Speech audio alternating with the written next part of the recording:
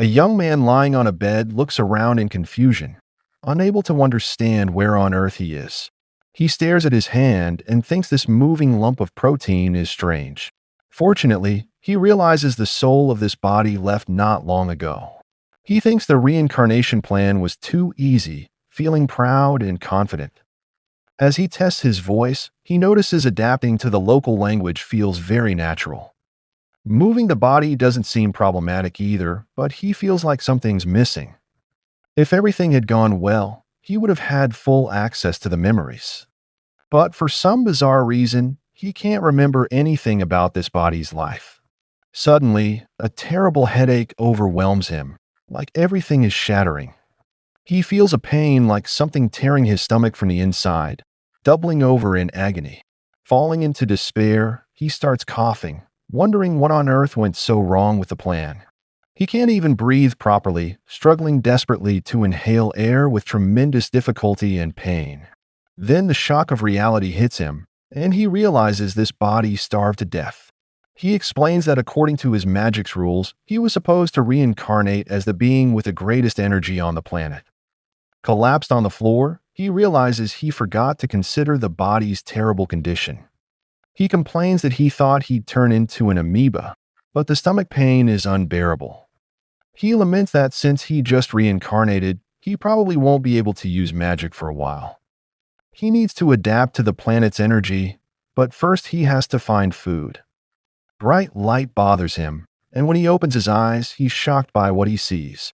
He remembers his home planet was liquid, a dark world with almost no starlight.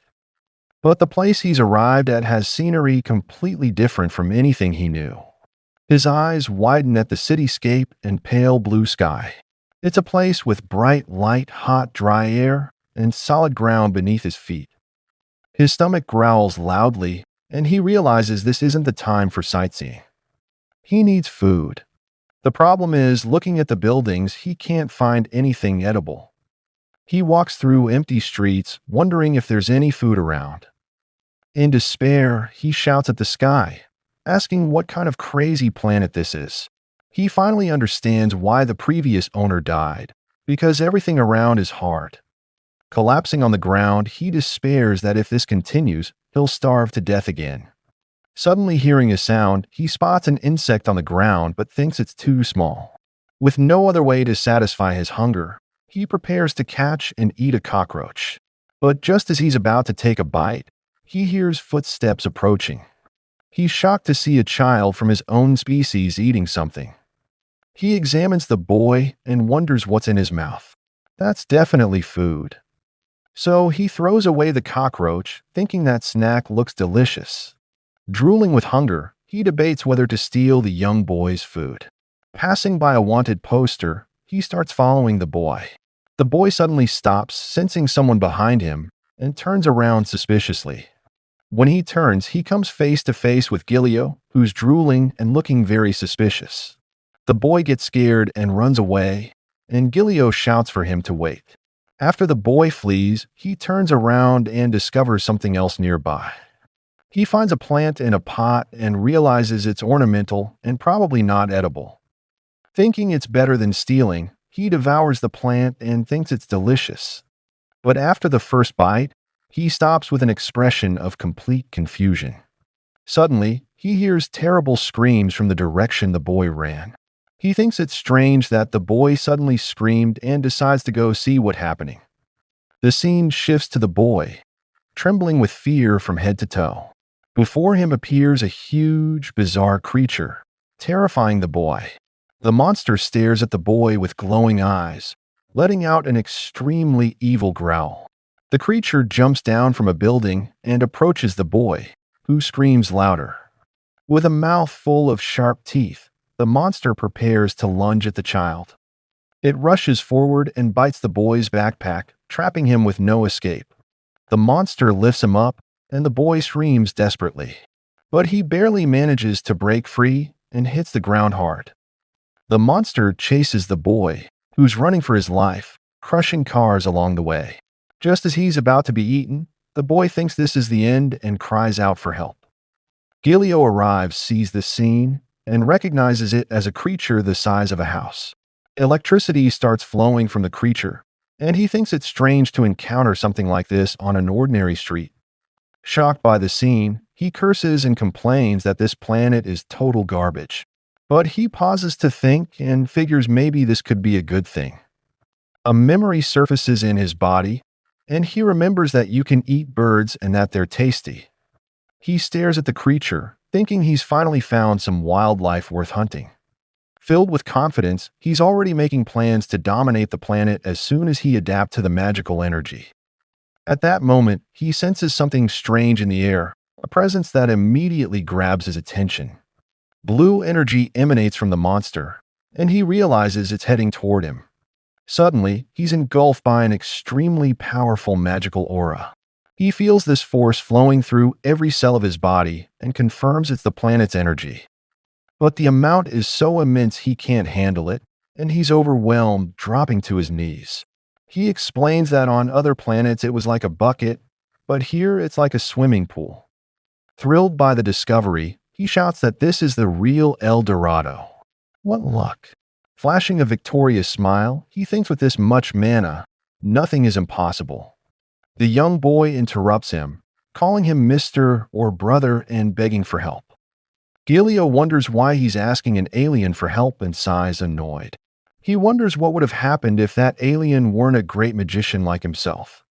Pointing to the boy's drink, Gilio says he'll help if the boy hands over that snack. The monster prepares to attack while the boy freezes in pure terror.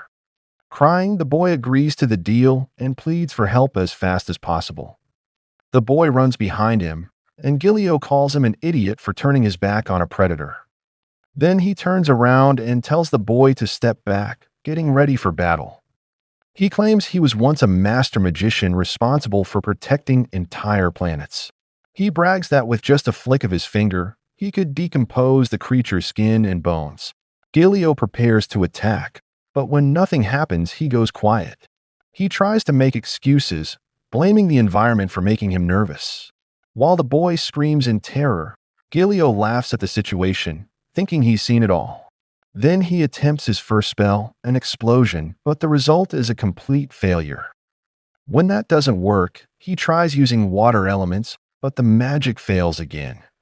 He resorts to spiritual languages and even curses, but nothing works properly. Confused, he wonders what on earth is happening.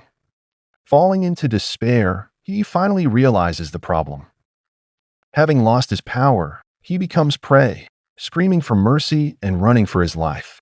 Not looking where he's going, he dashes into the middle of the road and nearly gets hit by a car speeding by.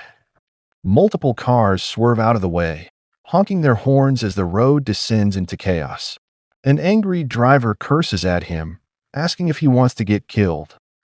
Gilio realizes he needs to change direction because the monster will keep chasing him. The monster ignores the cars and simply stomps on them, completely crushing the vehicles. While the monster lets out a terrifying scream, Gilio runs without looking back. The monster charges toward Gilio at high speed. He keeps running down the main street, not really understanding what's happening. He wonders why the monster is only chasing him and feels his energy draining. Out of breath and having eaten nothing to recover his strength, he can barely breathe. Thinking he can't go on like this, he changes course again and jumps onto the sidewalk. The monster slams down hard on the exact spot where he was, creating a crater in the asphalt. The monster leaps powerfully and continues the chase, destroying the road. Then the beast leaps into the air once more, preparing a devastating aerial attack. He looks up in shock, wondering how on earth it can fly. Running desperately, he realizes he can't escape at this speed. He's going to get eaten. Suddenly, he feels a powerful shock inside his body, like something breaking. And he wonders what kind of disability this body had. The monster attacks again, and he screams for his life as he runs. But he eventually trips and at the moment he's almost eaten, closes his eyes. Then a strange red light appears, heading toward the giant bird. It strikes the monster directly in a massive explosion. The force of the attack sends the monster flying far away, destroying everything around it. Kirio lies on the ground, holding his head, completely unable to understand what just happened. Then red feathers begin to fall slowly, and he becomes even more confused. He approaches the fallen monster and loudly asks what just happened. Catching his breath, he wonders if the monster just ran into a wall on its own. But as he gets closer, he starts thinking maybe that monster was just a dumb chicken head. He mocks the creature for flying at a dangerous angle and crashing into a wall. But then his stomach growls loudly, reminding him his hunger hasn't gone away. He approaches the beast, wondering if that giant bird is edible. Smiling, he drools, figuring the amino acid structure should be compatible. Suddenly, he hears something and turns his head, sensing a new presence nearby. A woman in uniform appears out of nowhere and walks toward him, looking furious. Her eyes are wide with shock at the scene of destruction. Meanwhile, the young boy runs alongside a police officer, warning that the monster chased someone else. The woman quickens her pace, and the boy shouts that they need to hurry. She asks the officer if that's the last confirmed location, and he confirms it is. With a serious expression, she tells both of them to stay back because the situation is dangerous. She explains this monster is a beginner killer that used to live in portals. Its threat level was raised to urgent because it could attack at missile-like speeds. The woman is tense, knowing she needs to arrive before any fatal casualties occur. Finally reaching the scene, she spots the beast but then notices there's a person there. Her eyes widen in complete disbelief at what she's seeing. Kiryu is just staring at the fallen monster like it's nothing. The woman is shocked, wondering if he somehow killed that beast all by himself. At that moment, the police officer runs up with the boy and asks her what happened. Then the boy shouts to his hero, saying he finally brought the police. The officer approaches, completely relieved, and thanks Gilia for the incredible job he did. He explains they were dispatched because of the monster and asks if he's a hunter. Kiryu looks confused, having no idea what a hunter is. He realizes those memories didn't come with a body, so he can't remember. While the officer thanks him again, the woman finds it strange that he resolved everything too quickly. She's suspicious, doubting that he just happened to encounter the monster. It's explained that the monster's habitat is portals, and hunting it outside would be easier. But she notices it looks like he killed the monster with a frontal attack. Because of that, she wonders if this mysterious man is at least an urgent-level hunter. But Gilio ignores everything and points at the young boy, getting his attention with a warning. He looks at the boy seriously and reminds him of the promise they made earlier. With little choice, the boy reluctantly hands over the ice cream to Jiru. He takes a big bite, and his reaction is pure ecstasy, as if he's just tasted something divine. It's explained that since he evolved into a body that didn't need to eat, he forgot how good eating actually was. The woman is shocked, wondering if he just stole ice cream from a poor kid. Shamelessly, he even greets her while eating it. Then she formally introduces herself, saying her name is Sian Yun Yun from the Hunter Association. The woman extends her hand for a handshake but ends up shaking his sticky, dirty hand. She wipes her hand with a tissue and asks to see his hunter license. Confused by the request, he asks what on earth a hunter license is. Thinking quickly, he makes up an excuse saying he doesn't have his license with him right now. She warns him that she'll check with the association to verify his identity. Then the woman asks what his name is, and he freezes, not knowing the body's name.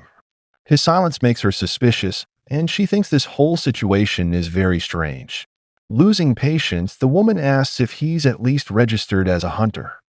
Frustrated, she shouts that he's not registered and even used his powers on the street. She yells that this is illegal, but Gilio just looks clueless. While the boy takes his picture, he has no idea what she's talking about. Breaking out in a cold sweat, he gulps and realizes he might be seriously screwed. Then he changes his tune and says he is registered, of course, surprising the woman. Lying, he says he left his license at home but can quickly go get it if she waits. Gario turns his back and starts slowly walking away from the group. As he walks, he thinks to himself that he's never coming back to that alley again. The scene shifts to a messy apartment, and he starts searching for something. He finds a wallet and discovers important documents inside. From the ID, he learns his new name is Gilio and accepts his fate. But he can't find any license and wonders if this body really wasn't a hunter. He notices a full ashtray and is shocked by the number of cigarette butts there. Curious, he picks up the ashtray to get a closer look.